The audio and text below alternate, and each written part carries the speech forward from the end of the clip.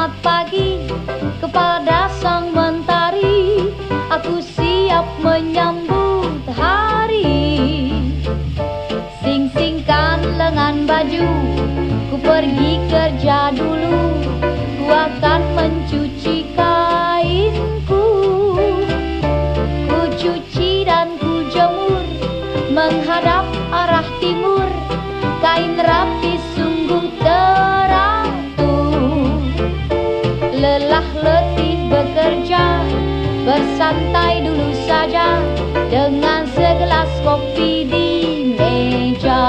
Warahmatullahi wabarakatuh. Waalaikumsalam warahmatullahi wabarakatuh. Salam sejahtera untuk kita semua. Kali ini Cak Roha akan bincang serius tapi santai, membahas persoalan kearifan lokal.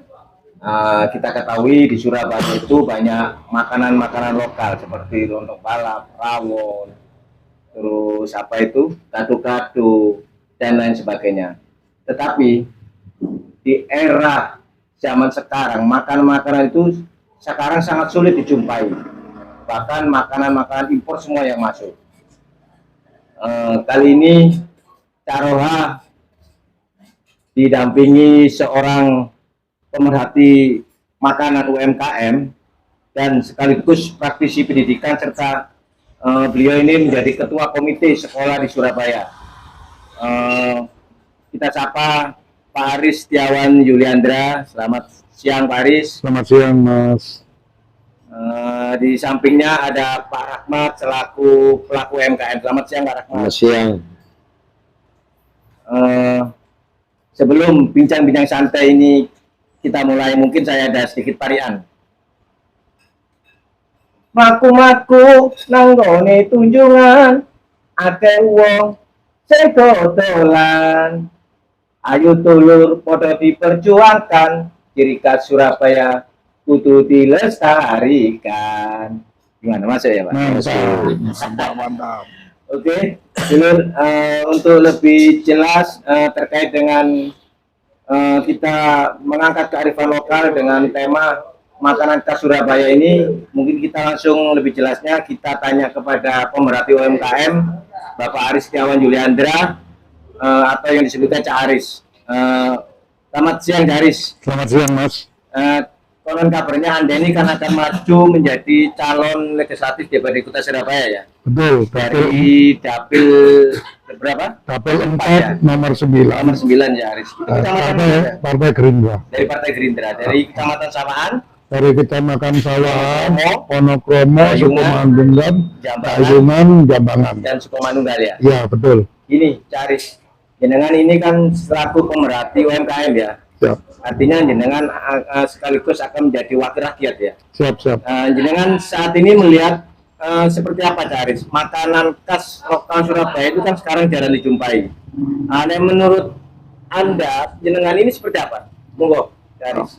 Assalamualaikum warahmatullahi wabarakatuh. Waalaikumsalam. Terima kasih Cak. Terima kasih waktu yang diberikan untuk saya. Kemarin itu saya sempat jalan-jalan di daerah pusat kota Surabaya, yaitu jantung kota Surabaya di Jalan Tunjungan. Dan di mana di situ tuh tempat nyawanya anak Surabaya, karena di situ ada Hotel Majapahit, sejarah tempat kota Surabaya, nyawai arek Surabaya. Tapi saya miris sekali, di mana jantung kota di situ, tidak ada makanan khas kota Surabaya dijual belikan. Cuma banyak makanan fast food yang dijual belikan. Jadi saya miris sekali dan kurang diperhatikan oleh pemerintah kota Surabaya. Nanti kalau memang saya menjadi, bismillah, kalau dipilih oleh rakyat di dapil saya 4 menjadi DPRD Kota Surabaya, saya akan berbicara dengan wali kota agar di Jalan Tunjungan sentral alun-alun arek Surabaya itu diadakan makanan khas Surabaya, seperti adanya rujak cingur, semanggi Surabaya, kayak gitu. Cak, yang mungkin bisa saya tanggapi. Gini, Cak Aris, mungkin ini kita ini kan perkembangan zaman. Saat ini anak muda-muda kan lebih senang makanan impor, itu loh. Seperti kayak sosis bakar, kayak makanan impor lainnya ya. Apakah ini apa ya, kurang perhatian dari pemerintah untuk mendongkrak makanan khas Surabaya ini? Apa kurang pelestarian? Jangan sendiri melihat seperti apa? Kelihatannya kurang diberi wadah. Di pemerintahan kota kurang diberi wadah seperti makanan khas yang di Surabaya ini. Mungkin itu kalau diperhatikan secara khusus UMKM menengah kecil itu malah di situ bisa meningkatkan lapangan pekerjaan, membuat lapangan pekerjaan baru di mana nanti kota Surabaya lebih unggul dengan khasnya makanan Surabaya. Seperti itu, dikasih wadah, dikasih tempat. Itu mungkin, Cak. Artinya perlu ada wadah ya untuk apa itu membudayakan melestarikan makanan khas Surabaya ini ya. Betul, harus ada wadah khusus yang dimana kalau bisa di jantung kota Surabaya itu, karena jantung kota itu, alun-alun kota itu merupakan nyawanya area Surabaya. Gitu, walaupun anak sekarang generasi milenial harus diberi wawasan budaya lokal tentang hal-hal khas makanan Surabaya gitu loh. Apakah ini terkait dengan makanan khas Surabaya seperti lontong balap, gado-gado, rawon dan lainnya itu perlu ada semacam apa ya, kayak pendidikan di bidang kesenian untuk apa itu menyampaikan kepada anak didik kita gitu gimana? Perlu itu, Cak. Saya sangat setuju dengan hal itu. Sangat penting sekali gitu. Ini kebetulan di samping saya ini juga ada Pak Rahmat, pelaku UMKM. Beliau mendampingi saya, salah satu pelaku UMKM yang dimana istrinya punya warung UMKM gitu. Cak Rahmat, selamat siang, Cak Rahmat. Selamat siang. Cak Rahmat, jenengan ini kan pelaku UMKM ya. Sekarang gini, Cak Rahmat, makanan-makanan Surabaya itu kan sekarang sulit dijumpai ya. Jenengan sendiri sebagai pelaku UMKM melihat makanan khas Surabaya itu jarang dijumpai seperti apa tuh, Pak? Cara komentar ya. Assalamualaikum warahmatullahi wabarakatuh. Saya ini juga pelaku UMKM saya pribadi karena satu dari pihak pemerintah kota sendiri kurang mewadahi aspirasi masyarakat di bawah. Kebanyakan hanya tebang pilih, hanya orang-orang tertentu yang bisa. Bagaimana kita menempatkan seseorang yang betul-betul punya visi dan misi yang betul, bukan hanya tunjuk-tunjukan aja. Selama ini kita lihat hanya tunjuk mana yang terdekat itu yang dipilih sebagai pelaksana UMKM, tapi harus di bawahnya banyak tidak sesuai yang kita harapkan. Sering saya mengajukan, tapi ya tanggapannya hanya nanti belum waktunya. Saya lihat memang tradisi asli Surabaya ini udah punah karena satu ya hanya oknum-oknum yang bermain di dalam pemerintahan. Jadi masyarakat arus bawah ini mau arah kemana, yang menampung suatu gerakan organisasi seperti mendapatkan UMKM sulit, apalagi mengenai dana. Harus ada aturan-aturan yang betul-betul signifikan. Makanya kita mau berbuat kemana kita arah kita. Makanya kalau sampai saudara kita sampai menjadi, mohon maaf, menjadi Dewan Wakil Rakyat, mungkin bisa ambil langkah-langkah yang terbaik kemana ke depannya nanti Surabaya. Jangan sampai generasi milenial ke depan ini udah lupa, ibaratkan kacang ninggal kulitnya. Itu yang kita harus waspadai.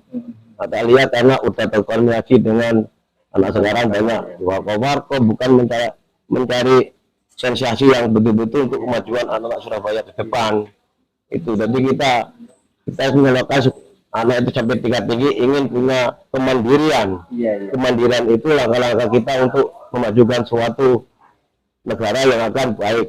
Jadi satu, karena apa? Kita hanya bembeng-bembeng dari pihak-pihak luar, apalagi makanan. Sekarang udah yang baru-baru, yang udah terkontaminasi dengan bahan-bahan kimia, kita nggak tahu. Maka sekarang banyak orang punya penyakit yang di luar darah kita. Gitu ya. Itu makanya mohon maaf hanya gitu saja saya bisa mengasih masukan Ya, ke depannya bagaimana pemerintah kota harus betul diperhatikan, harus bawah. Gitu ya Kak Rahman. Kembali lagi ke Cak Haris. Jenengan ini kan kalau memang ditakdirkan menjadi wakil rakyat ya dari Dapil 4 ya. Apa sih yang Anda perjuangkan terkait kuliner ini untuk Cak Haris supaya makanan khas Surabaya itu kelak jenengan nanti jadi wakil rakyat akan tetap dikenal oleh masyarakat Surabaya. Oke, jadi gini Cak, nanti saya akan sinergi dengan wali kota Surabaya akan memberikan wadah untuk makanan khas Surabaya, terutama di jantung kota Surabaya, di sekitar Jalan Tunjungan dan sekitarnya.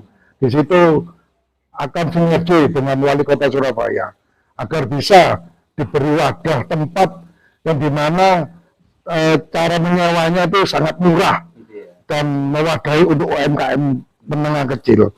Begitu Mas. Gitu ya, siap. Oke, stay dulu, jangan kemana-mana, nanti kita lanjutkan kembali dengan podcast Ngopi Bareng bersama Cak Haris. Kita lanjutkan bincang santai kita dengan Cak Roha. Kali ini kita akan membahas soal kualitas pendidikan di Surabaya, Cak Haris. Jenengan sebagai pemerhati pendidikan ya, dan juga sebagai ketua komite salah satu sekolah di Surabaya ya. Ini Cak Haris, saat ini kan kayak dana pos maupun BPOPP ya, banyak terjadi keterlambatan untuk pencairan. Kasihan padahal sekolah-sekolah butuh operasional. Jenengan sebagai pemerhati pendidikan ini seperti apa toh melihat seperti itu? Ini Assalamualaikum. Terima kasih Cak Matur nuwun. Saya sebagai praktisi pendidikan dan kebetulan saya berkecimpung langsung di dalam sekolah, di mana saya sebagai ketua komite sekolah SMK yang ada di Surabaya. Jadi betul regulasi tentang dana BOS dan dana BUPP itu Cak, itu kurang tepat waktu. Jadi sekolahan merasa belum memberikan sarana fasilitas yang memadai, karena sekolah berkualitas itu bukan hanya dilihat dari kurikulum atau sarana-sarana yang ada di sekolahan, tapi itu merupakan juga dari dana yang ada dikucurkan dari pemerintah, yaitu dana POS dan dana BPUPP. Itu ya mungkin kita soroti tentang regulasi tentang penyampaian tepat waktu di sekolahan gitu. Menurut pantauan jenengan sampai berapa bulan sih keterlambatan pemerintah kota ini mencairkan dana BOS atau BPUPP? Selama saya jadi komite sekolah itu banyak wadulan bahwa mundur antara sampai 3-6 bulan. Kadang-kadang sekolahan itu sempat miris saya, kepala sekolah mendengarkan mau bayar GPP atau guru-guru honorer atau fasilitas sarana-sarana yang ada seperti security dan cleaning service, uang dari mana Cak? Itu diambil dari dana itu, dana POS dan dana BPUPP itu. Jadi seperti itu Cak. Kembali lagi, jika jenengan nanti ditakdirkan sebagai wakil rakyat, apa sih harapan dan himbauan kepada Pemkot supaya dana POS dan BPUPP ini tidak terlambat? Saya apabila bismillah sebagai caleg DPRD Kota Dapil 4 nomor 9 Partai Gerindra, apabila saya diberi mandat oleh rakyat untuk menjadi DPRD Kota Surabaya, saya akan memberikan suatu kerjasama sinergi dengan wali kota agar kiranya dana BOS atau dana BPUPP itu harus tepat waktu regulasinya. Jangan sampai tidak tepat waktu. Nanti kasihan pihak sekolahan. Gimana cara pengelolaannya apabila dana BOS dan BPUPP itu nggak tepat waktu. Seperti itu Mas. Artinya ini menjadi perhatian serius ya ketika jenengan sebagai wakil rakyat ya? Sangat serius. Dua perhatian kami nanti yang kami angkat apabila bismillah saya dipilih oleh rakyat menjadi DPRD Kota Surabaya. Saya akan dua fasilitas itu, yaitu fasilitas pendidikan sebagai praktisi pendidikan, kedua juga sebagai pengamat pemerhati UMKM Cak, gitu. Oke, Cak Aris, mungkin closing statement Cak Aris terkait dengan pendidikan dan makanan khas Surabaya ini, guys. Cak Aris. Oke, terima kasih. Jadi untuk pendidikan, saya menginginkan pemerintah bisa kerjasama dalam memberikan regulasi dana BOS dan BPOT tepat waktu. Ya. Untuk UMKM, makanan-makanan khas Kota Surabaya, tolong diberi wadah tepat yang ada di jantung Kota Surabaya. Nyawai area Surabaya, yaitu di alun-alun Kota Surabaya atau di jalan sekitar Jalan Tunjungan. Karena di situ ada Hotel Mojopahit Nyawai area Surabaya. Begitu, Cak. Cak Aris. Mungkin ada disampaikan agak sedikit promosi Cak Aris, jenengan sebagai caleg Dapil 4. Monggo, nggak apa-apa. Oke, terima kasih waktunya, Cak. Area-area Surabaya, ojo lali ya, aku Cak Aris, DPRD caleg DPRD Kota Surabaya, Dapil 4 nomor urut 9, Partai Gerindra. Ojo lali rek, coblosan Cak Aris, menjadi Surabaya lebih baik. Oke, terima kasih. Oke, dulur, kali ini bincang Sersan Carwa bersama calon legislatif anggota DPRD Kota Surabaya dari Dapil 4 nomor urut 9, Aris Setiawan Yuliandra atau yang akrab sapa Cak Aris. Mungkin lain waktu kita akan melanjutkan bincang santai ini bersama Cak Aris. Sebelum acara saya tutup, mungkin saya ada sedikit paringan Cak Aris, Cak Rahmat. Monggo. Wetan kali, kulon kali, tengah-tengah Dano Uwote. Kembali, Cak. Oke, mantap. Oke, sekian, terima kasih. Assalamualaikum warahmatullahi wabarakatuh.